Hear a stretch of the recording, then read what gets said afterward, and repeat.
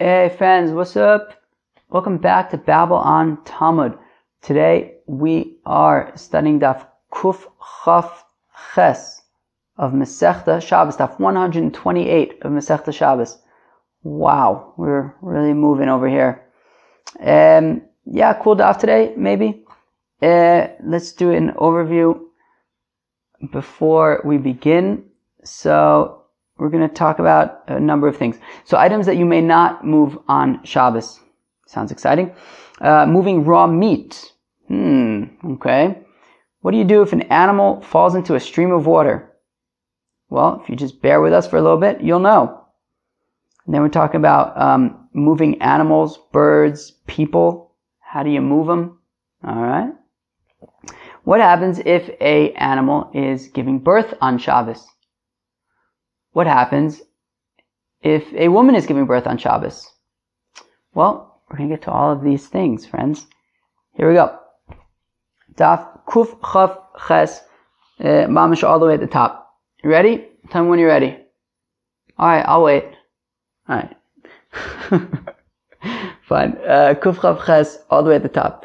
Avaloas Atevel. So you may not remember, back in the Mishnah, Kuf Chaf Vav, Amud Beis. So we were talking about different things that you can move out of the way for guests. So we said that you may not move tevel. What's tevel? Tevel is produce that has not been tithed. T-I-T-H-E-D. Tithed. How do you say it? Tithed. It's hard to say, right? Okay. So pshita. So the Gemara says, of course you can't move tevel. It's muktzah. So lotzricha betevel tovel midrabanan shezro be'atzitz she'eno nakuv. So it's talking about dirabanan tevel. What makes it dirabanan tevel?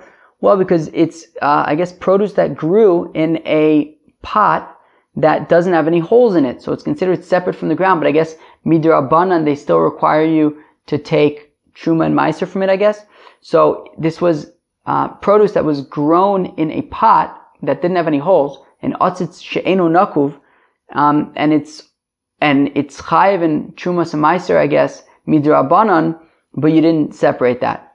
So that's what we're talking about, and we're saying that you may not move it on Shabbos. V'lo meiser rishon v'chulei. You may not move meiser rishon, that its trumas meiser was never given to the kohen. So pshita, obviously you wouldn't be able to move it. You need to give. The Levi needs to separate 10% of the meiser that he took from the field and give that to the Kohen. And as long as he hasn't done that, well then, you may not move it. Isn't that obvious?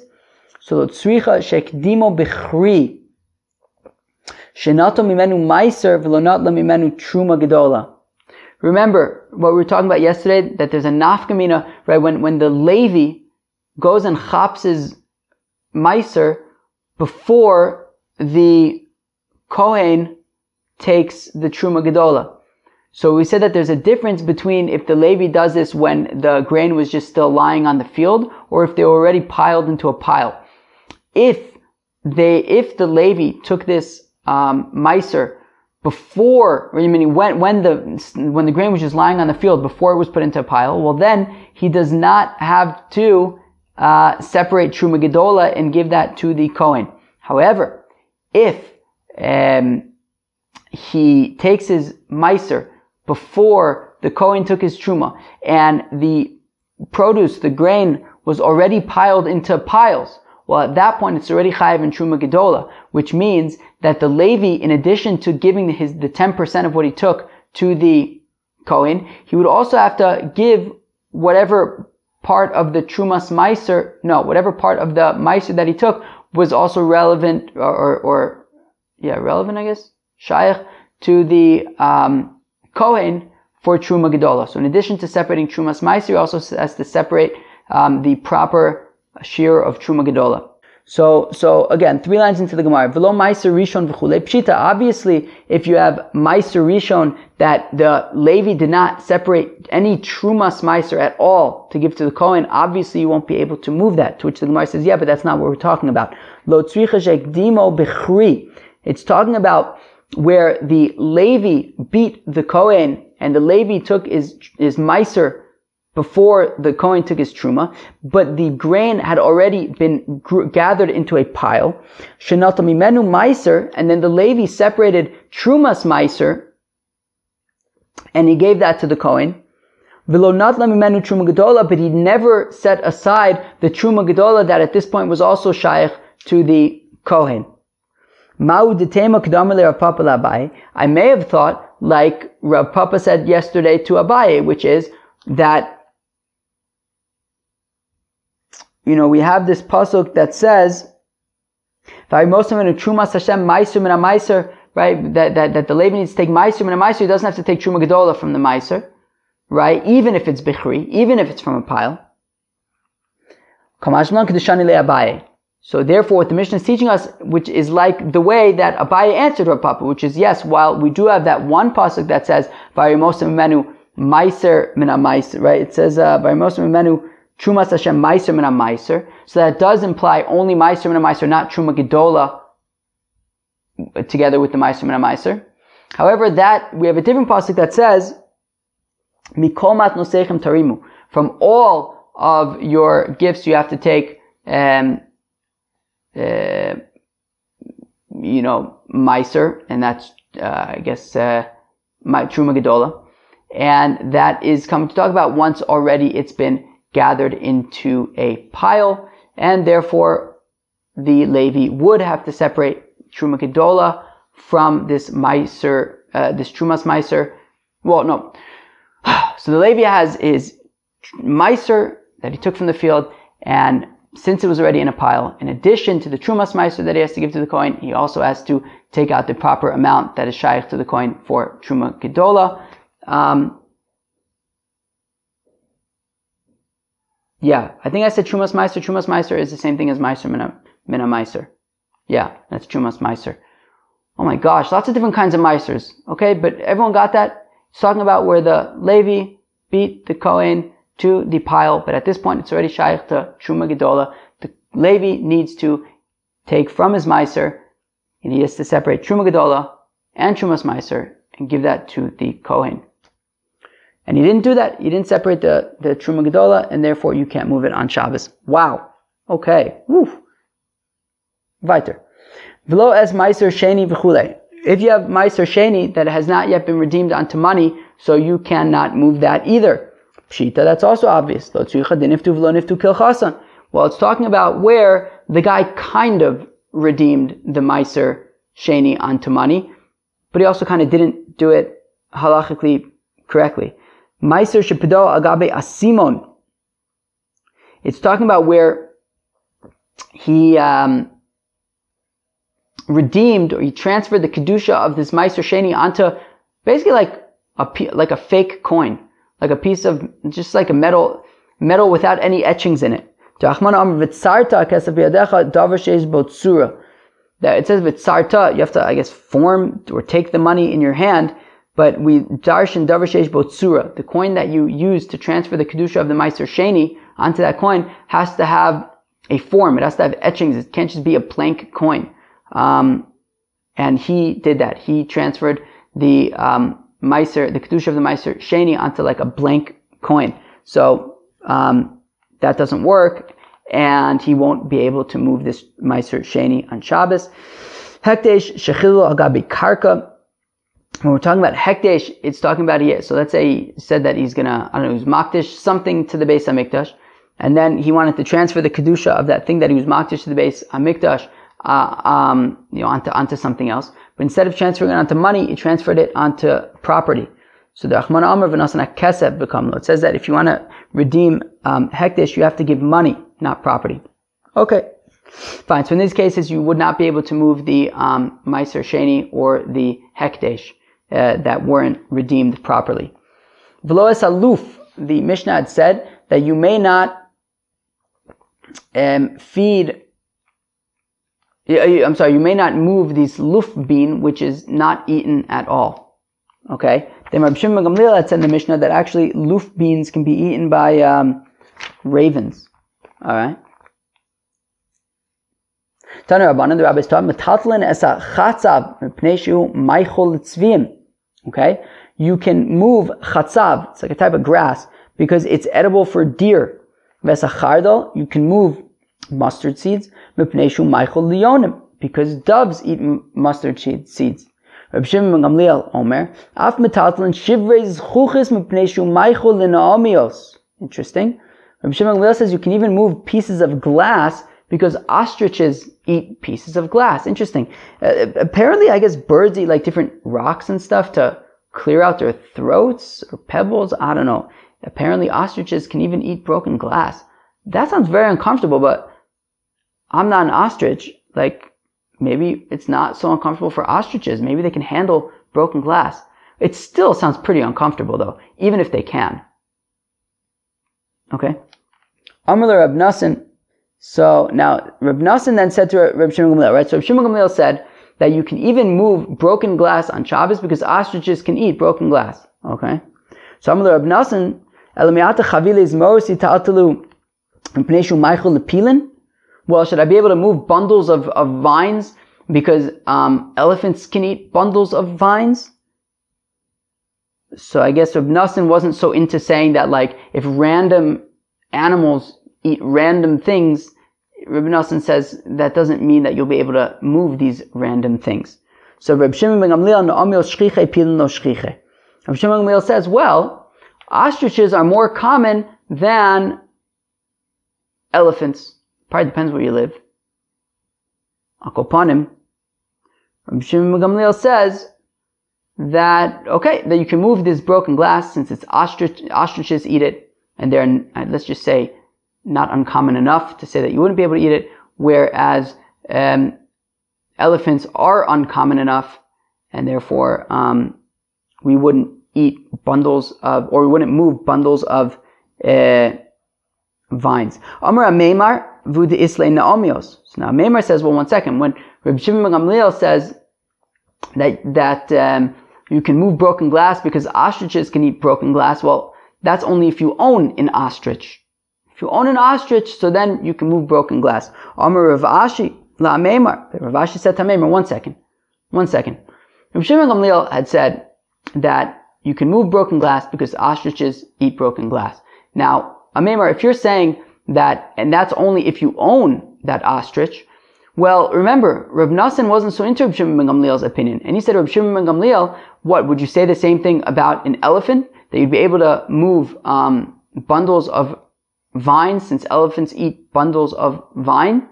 So, now, Meimar, if you're saying that Reb Shimon ben Gamliel is talking about when you own the ostrich, well then, Reb Nassan must also be talking about when you own the elephant. And now says Rav Ashi, well,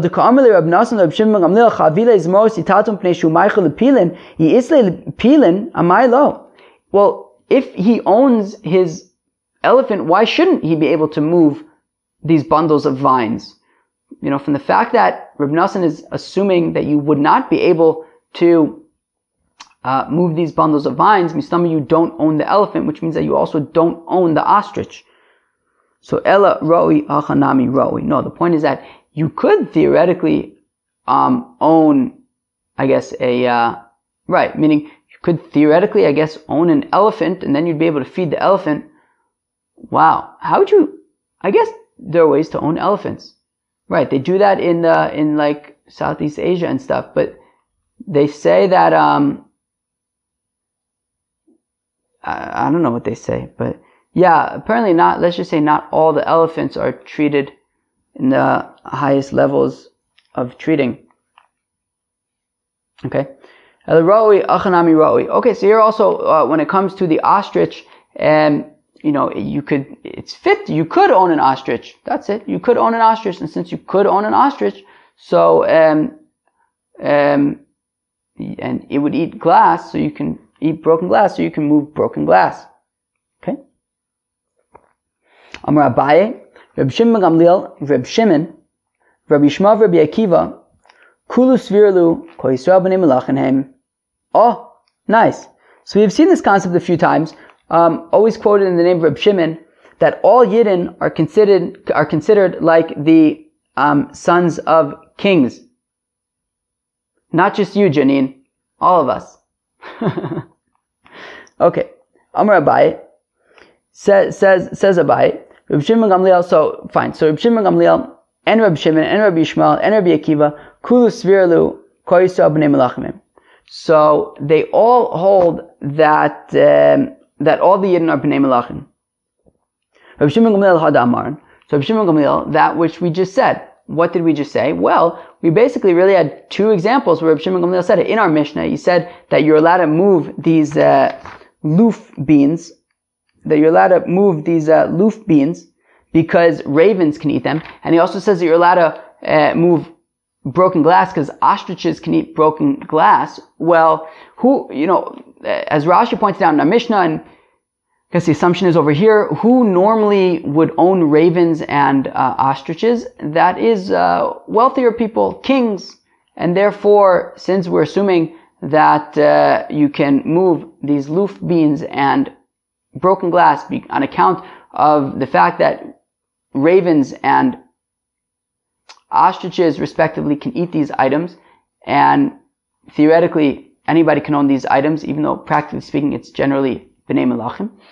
That means that Reb Shimon Gamliel treats everybody as B'nei Melachim, all the Yidden like B'nei Melachim. Reb Shimon, I lost it. Okay. Reb Shimon Ditnan, B'nei Melachim sachin al gabe makosein shemen vered shekein darkan shel B'nei Melachim lasuch b'chol. So Reb Shimon had said on Daf Kuf Yud Aleph that the sons of kings are allowed to apply rose oil to their wounds because they do that during the week after all. So if they do that during the week and then they do it on Shabbos, it's not really a big difference, and therefore they're allowed to do that. Reb Shimon Omer Kol Yisrael B'nei Melachim. Reb Shimon says, look, we treat all Yidden like B'nei Melachim, and therefore all Yidden can apply rose oil to their wounds on Shabbos. Rabbi Shmuel, Rabbi Akiva, the Tanya, as we learned in the Brayso, Aresha, how you notion bo 1,000 mana. Yikes, that sounds like a lot of money, right? If he owed somebody 1,000 manas, now a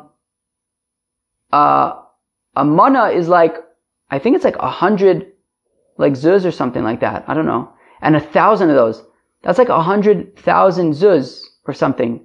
I don't know. It sounds like it's probably a lot of money.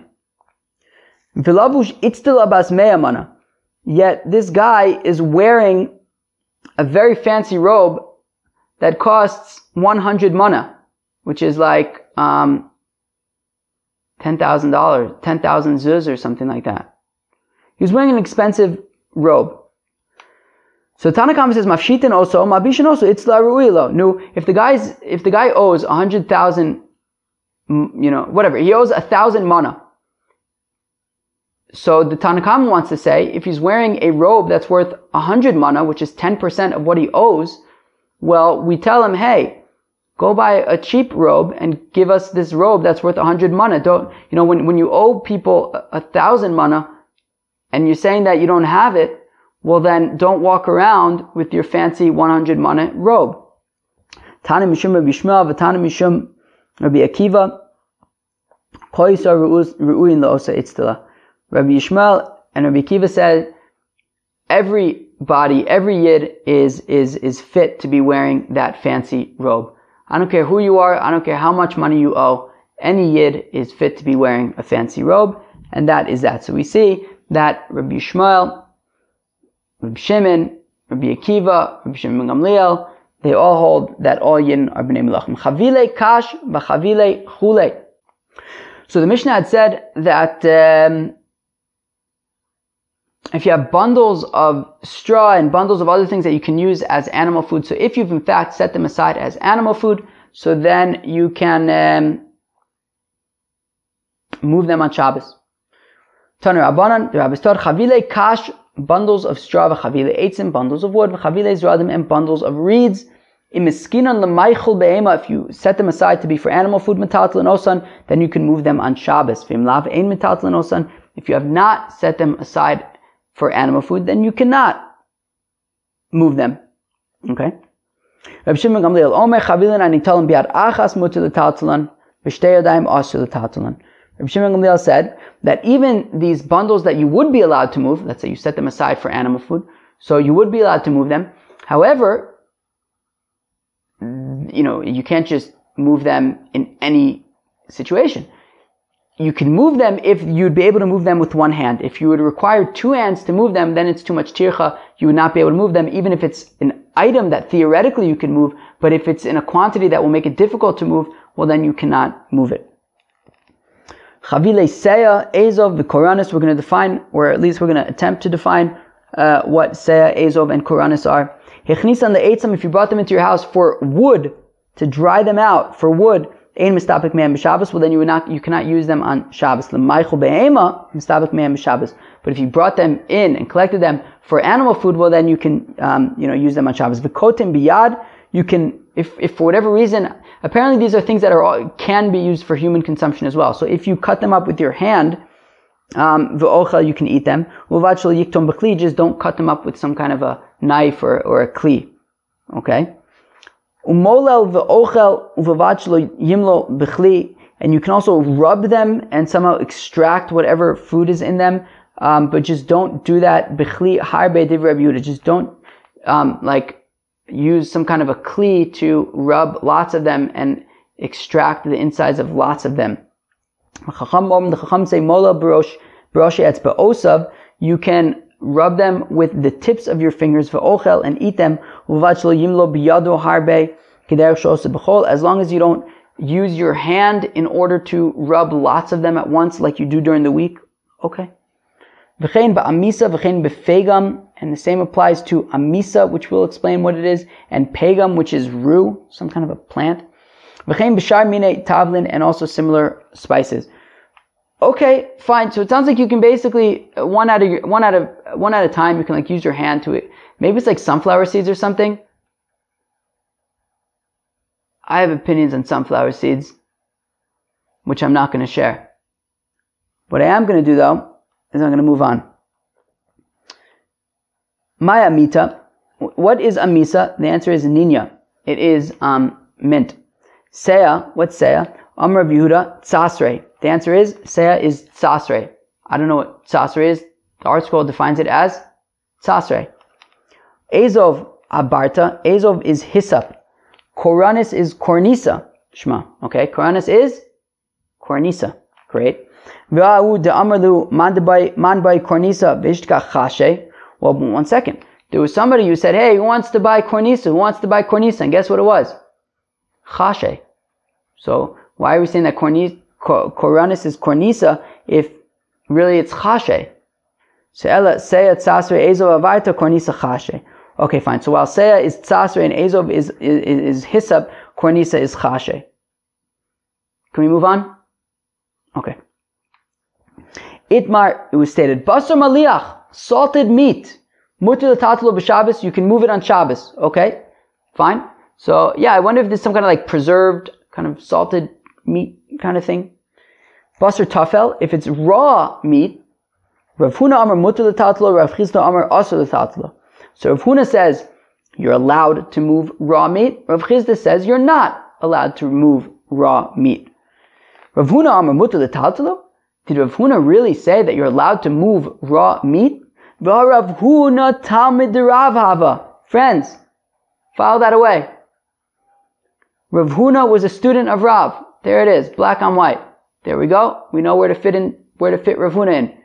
He, like Rav Yehuda, is a student of Rav. Okay?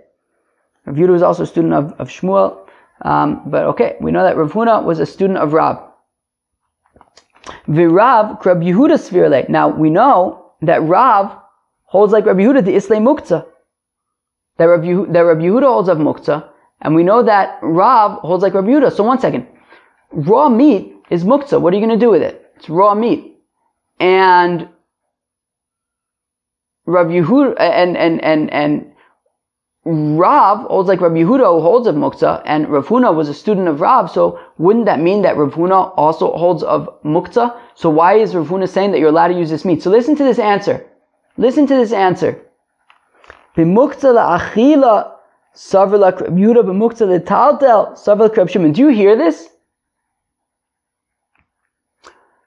That when Rav holds like Rabbi Yehuda regarding Muktzah, that's only with regard to eating it. he holds of muktzah. But with regard to moving it, he holds like Reb Shimon that there's no muktzah, that you'd be allowed to move it. Do you hear that? So Rav Huna is saying that you're allowed to move this raw meat because why shouldn't I be able to move raw meat?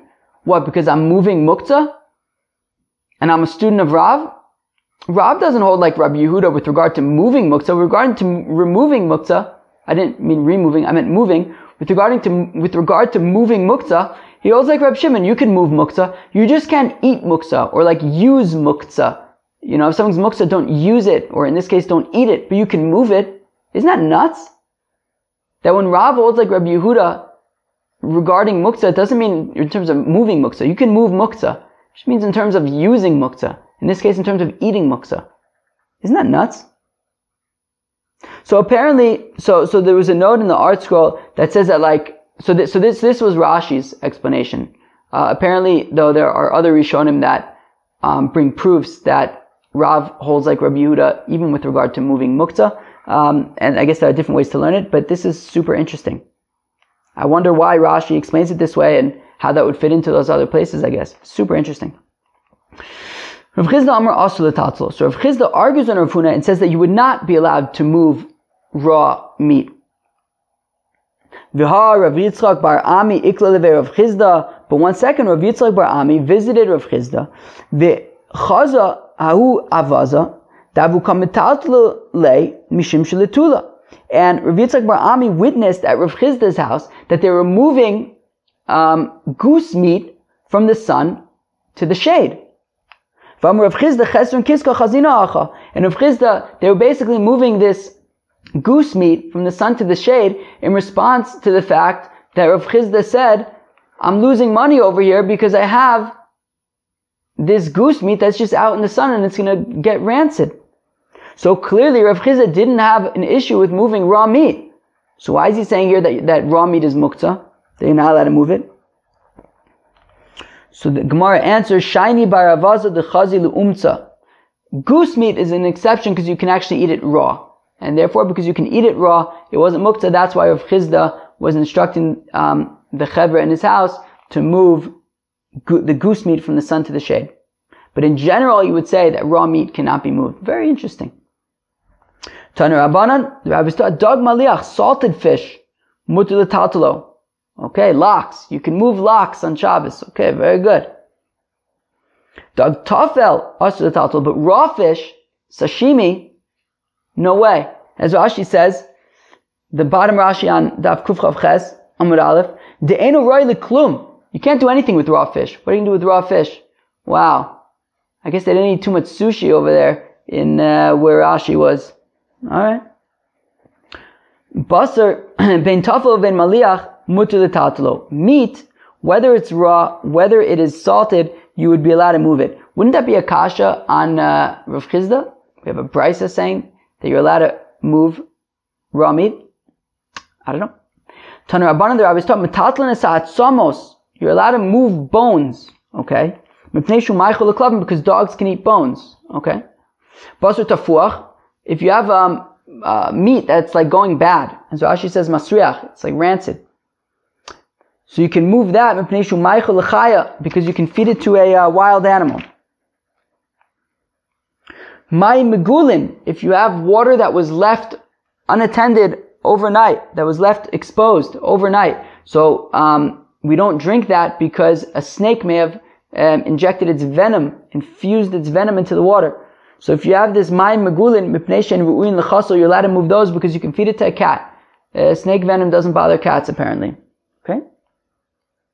Rav Shimon Gamliel Omer kol atzmon asur l'shosa mipnei sakana. So Rav Shimon Gamliel says, look, you're not allowed to leave this mai megulin because it's dangerous. So, I mean, the art scrolls seem to understand this as referring to, and therefore you can't touch them because it's muktzah. I don't know, I figured, well, if you can't, if it's mipnei sakana, shouldn't you be able to certainly then, like, get rid of it, like, dispose of it because of, like, pikuach nefesh, I guess? I don't know. I guess not. I don't know, it depends how you learn it. I don't know, maybe you can learn it either way. Maybe you could say exactly that Rav Shimon Gamliel is saying that you're not allowed to leave them around because of the sakana, therefore get rid of them. Or I guess the other way is saying that since you're not allowed to leave it around, then certainly it's muktzah and you won't be able to move it. I don't know. New Mishnah. Kofenes asal lifnei efrochim kedei sheyarlu v'yerdu. So you're allowed to overturn a basket before the little chickies so that they can play with it. You take a basket, you overturn it, put it in front of the chickens. They're mamish, the happiest little chickeny guys in the world. I'll tell my friend Yosef Goodman. I have this friend Yosef Goodman, and he's got a whole bunch of little chicken friends living in his courtyard here. Yeah, he does. Well, unless, I don't know, are you supposed to not tell people that? I don't know. If you're not supposed to know that, so then just forget I said that. But he does. Alright. So yeah, maybe I'll tell him to take a little basket and flip it over, and then they could have a real fun time. But those aren't little guys though, they're a little bigger. Okay. Tanagola shebarcha dochin osa achitikanes. So if you have, this I could tell him too. So if you have a chicken that runs away and you got to get it back home, so you can't pick it up because it's muktzah, but you can kind of push it in the right direction. Okay. Madadin agalin v'sayachin. So now you're allowed, so we said that when it comes to a chicken, you're not allowed to like pick it up or anything like that. But you can kind of push it. When it comes to calves, and when it comes to baby donkeys, young donkeys, so you can actually do more than that. Not just push it in the right direction, but you can actually like escort it. V'isha madada as bina. And a woman can also kind of like, Rashi kind of describes it pretty well actually, but can like hold up a baby from behind him, like supporting his arms, and let him kind of do the walking, but don't like pick him up. Okay? Rabbi Yehuda, Emasai, when do we say that a woman is allowed to kind of guide her child? Only if the child is like, at least pretending, doing something, lifting up one leg, putting down the next one. But if he's just dragging his feet, so then, you shouldn't do that with the little guy, because we don't want you to carry. Okay, fine. Okay. Cool.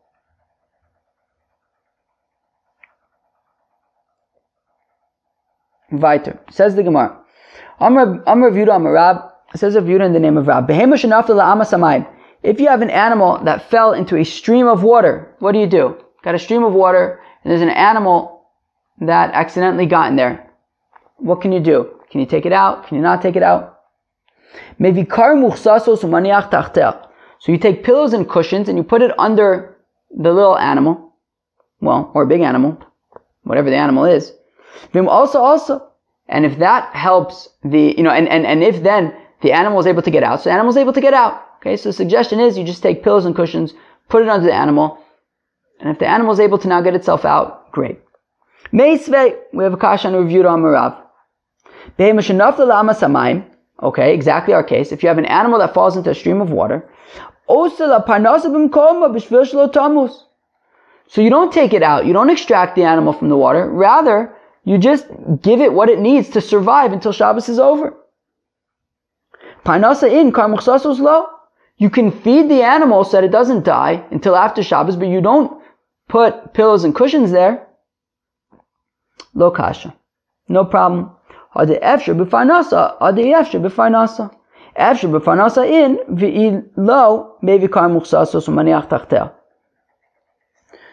we say it depends.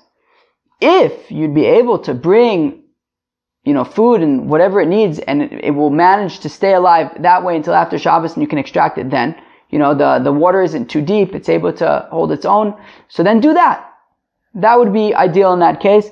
Just bring some food or whatever it needs so that it can stay alive till after Shabbos. However, if the water's deep, or for whatever reason you'd be unable to assist this animal enough that it can stay alive on its own, well, yeah, go get some cushions, some pillows, and set it up so that it can get itself out. The Gemara says, but 1 second.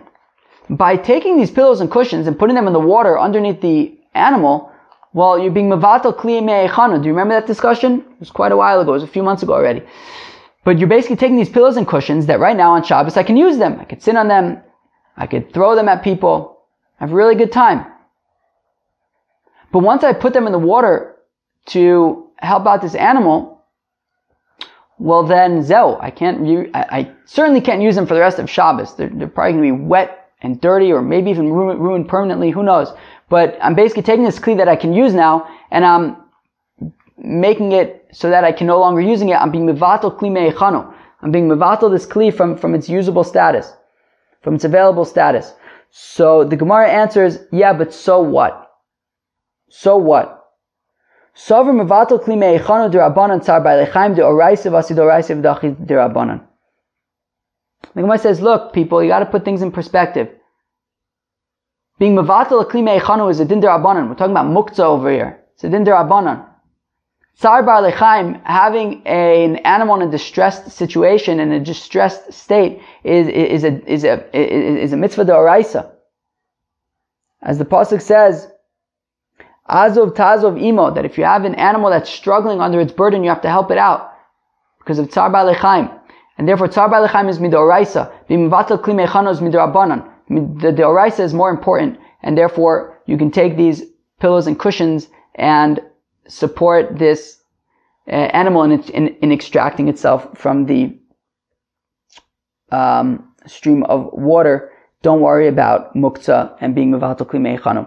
Tanagoles shebarcha v'chulei. So the Mishnah had said that if a chicken runs away, so you can kind of push it back towards where you want it to go, but do not guide it in the same way that you would guide an animal or a baby. In this case, it would mean basically support its wings and let it do the walking. That doesn't work for a chicken. Dochin in midadin lo. So you can push the chicken back, but do not sort of support it by its wings. That wouldn't work. Tanina la detanu rabbanan. So we have a Mishnah here for that which we learned in a brisa. Midadin be'ema chaya ve'ov b'chotzer. Aval lo es atanagoles. That while you can sort of guide an animal, and a wild animal, and a bird in a chatzer, avalos tanagolas, but not a chicken. Let's go on for a minute. Tanagolas my time alo. How come you cannot guide a chicken? Amar Abaye mishum demak bi nafsha. Because the chicken, once you support it by its wings, it's just going to lift up its legs, and you're going to be completely carrying the chicken, and it's muktzah. Now, when it comes to an animal or even other kinds of birds, well, even if you guide them, support them by their wings, they will still continue to walk on their own. They won't just lift up their feet. Now, okay, this is my understanding. When it comes to just animals, so I think that you would be able to guide them even in Rishus Harabim, right? When it comes to birds, so we say that in a chatzer, you'd be allowed to guide them, and because they're probably going to keep on walking, chickens aside, right? They're probably going to keep on walking on their own, even when you're just guiding them. So in a chatzer, it's fine. Now, me'ikra din, you should be able to do this in Rishus Harabim as well, but we're concerned that maybe, what happens if the, bird lifts up his feet, you'll be carrying the bird in Rishus Harabim, that would be a problem. So you could do it in the chatzer. Animals, I assume that we don't really have that issue of them lifting up their feet and you'll be carrying them. So I assume that in Rishus Harabim that would be acceptable as well. But these other birds, you would be able to sort of guide in a chatzer, but a chicken you cannot even guide in a chatzer, because once you grab its wings, it will lift up its feet and you'll be carrying it, and it's muktzah. All you can do, the most you can do is you can just kind of push it. Okay? Fine. No. Tani Chada, we learn in one brisa, midadin behema v'chayev of b'chatzer. Okay, so you'd be allowed to guide an animal, a wild animal, and a bird in a chatzer, in a courtyard. Aval lo b'rishus harabim, but not in rishus harabim. Fine.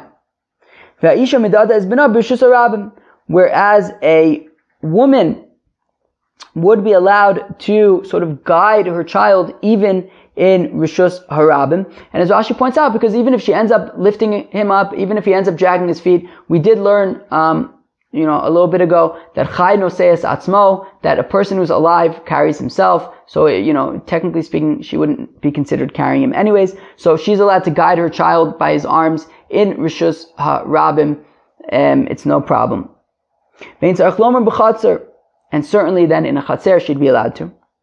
V'tani idach, we learn in another brayso, in okrin behema v'chayev of b'chatzer aval dochin boen. You would not be allowed to pick up an animal or a bird in a chatzer, but you can push them. Aval dochin boen sheikansub, you can push them so that they get inside. Hagufa kasha. One second, this is inherently problematic.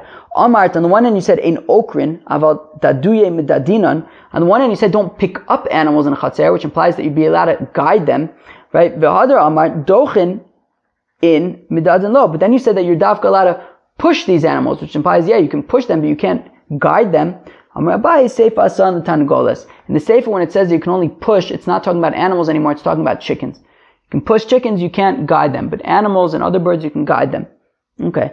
Yeah, I'm not 100% sure about what I said about the animals in Rishus HaRabim, but it does make sense to me. Like, why are you going to pick up the animals? Unless the point is that maybe if they're having problems, maybe you'll end up picking up, because we're talking about small animals. So maybe even the animals also, you're only allowed in the chatzer. It's a little bit unclear to me, but Rashi only says about the chatzer in the context of geese, which kind of like, you can assume that if you hold it if you support it by its wings, it'll keep on walking with its feet. But we're concerned in Rishus HaRabim that you'll end up picking it up. It's unclear to me if we would say the same about animals.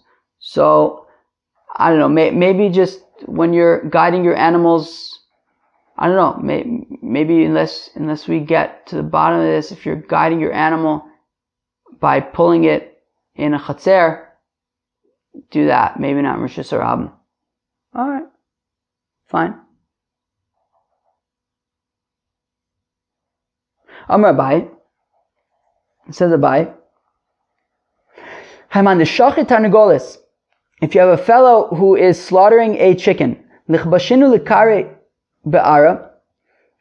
you can't. So what you should do is you should push down its legs into the ground so that their legs are bent.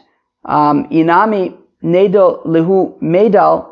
Or maybe you should, or otherwise just lift its legs off the ground, but you don't want the legs sort of on the ground. Because if the feet of the chicken are like planted firmly on the ground, well, they might be able to resist the knife of the slaughterer, and that can cause to slaughter kosher problems because it might mess up the esophagus and trachea and rendering the shechita invalid. So one option is to sort of push down on the chicken onto the floor so that the legs like buckle and won't be able to be used in resistance. The other way is to just pick the little guy up off the floor so that its legs are kind of dangling in the air and can't cause resistance that way. Okay? Alright. So it says the Mishnah that you may not birth an animal on Yom Tiv, but you can help. Okay? Okay, fine. However, a woman, you would be able to be miyaled, to birth a woman on Shabbos. And you can call upon her midwife wherever she is, even if she is outside of the Tchum Shabbos. She can nonetheless come. You can even be Mechalel Shabbos to when aiding this woman in giving birth. Precaution is a tibor. You can tie up the belly button. Rabbi Yossi Omer afchotin. You can even cut the belly button. No, 1 second. Wait, no, maybe don't cut the belly button, but the umbilical cord. Yeah, leave the belly button. Alright. And anything related to bris milah you can do on Shabbos. Okay? Says the Gemara, Ketzim Mesaidin. How do you aid an animal in giving birth? Rav Yehuda Amar Ochez esav valad shelo yipol la'aretz. So Rav Yehuda says, well, you can grab the baby so that it doesn't fall onto the ground. You can catch the baby so that it doesn't fall onto the ground. Rav Nachman Amar dochik b'baso kadei sheyetze avalad. Rav Nachman says that you can kind of push in the flesh of the mother around where the baby is exiting so that, it brings out the baby. Tanya, Kavasid Rav Yehuda. We have a brisa supporting Rav Yehuda. Ketzad Mesadin, how do you support this animal that's giving birth?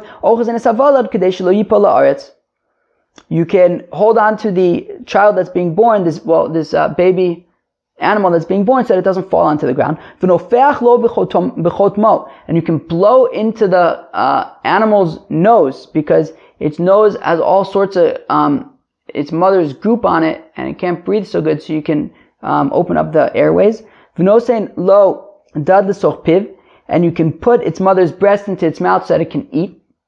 So that it will nurse. This is interesting. Reb Shimon ben Gamliel says that we would have mercy on a mirachem, a behema Torah on Yom Tov. What this means, apparently, is that sometimes when animals give birth to a baby, so the mother can be somewhat distant from the baby, like not want to go near it or have anything to do with it. So in that case, what you can do is you can do things to try to fix this. So remedy this.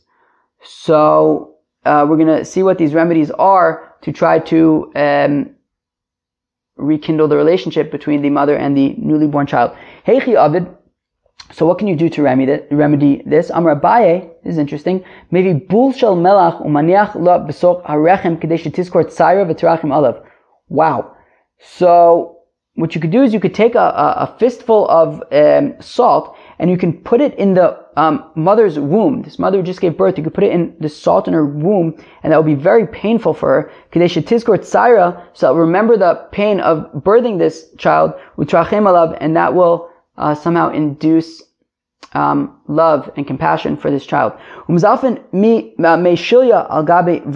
And you can also take, what you could do is you could take the placenta of the mother, and you can put it in water, and then take some of that water and rub it on the little baby, so that the mother will smell it, the smell of this placenta water, and will have mercy on this baby. Now this is Dafka, right? Reb Shimon ben Gamliel was saying that he would do this with tahor babies, for tahor animals, but not with tameh animals. My time, how come? The answer is Tmea lo mrachka vlada. Because the behema, tamei animals, they don't distance their children, so there's really no need for this. But in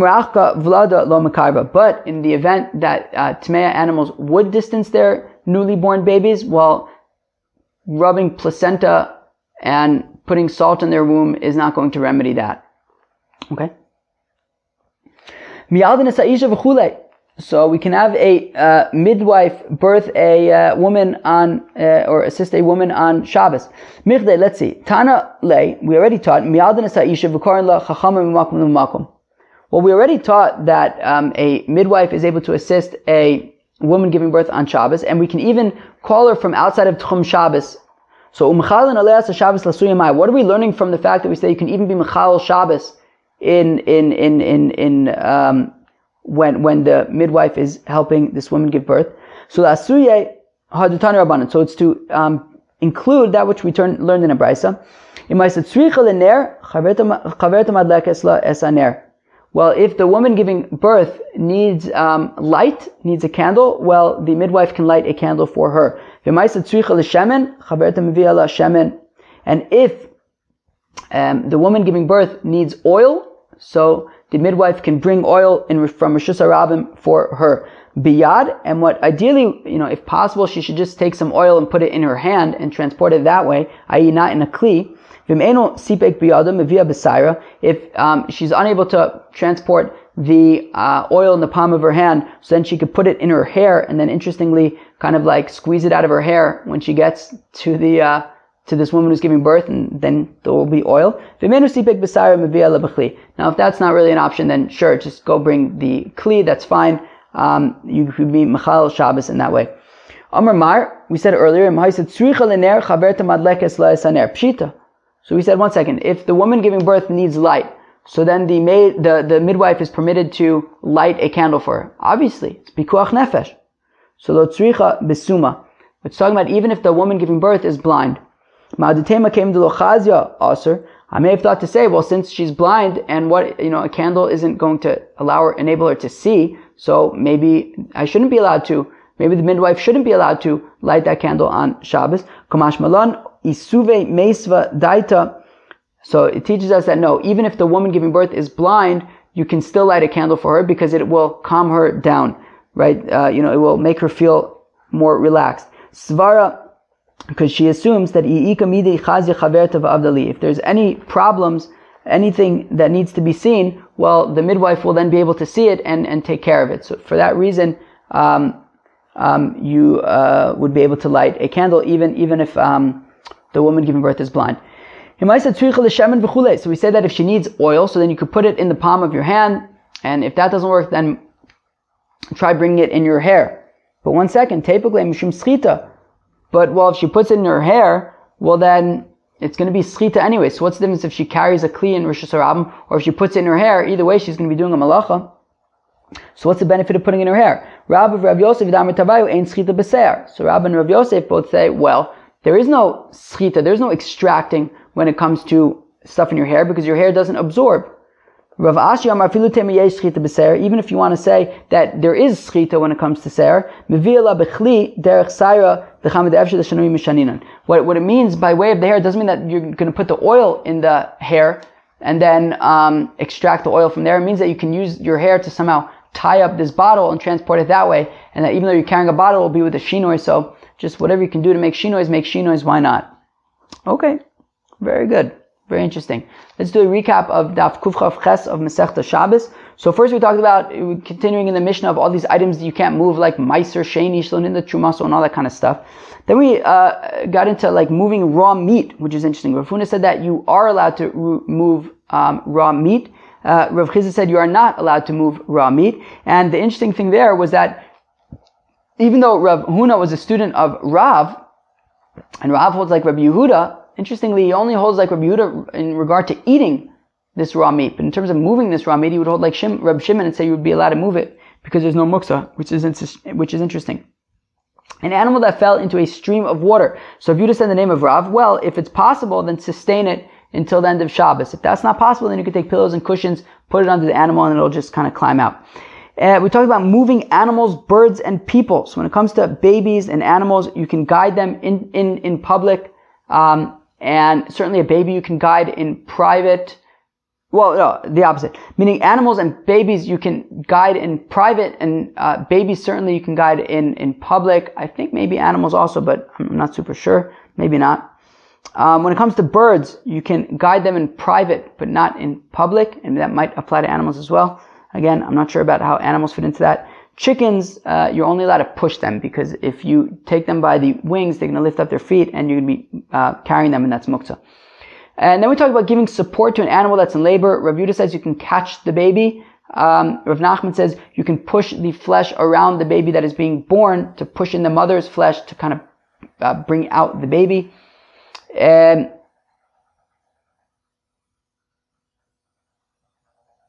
we say you can be machal a Shabbos for a woman who's giving birth, such as lighting a candle and bringing oil through Rosh Hashanah.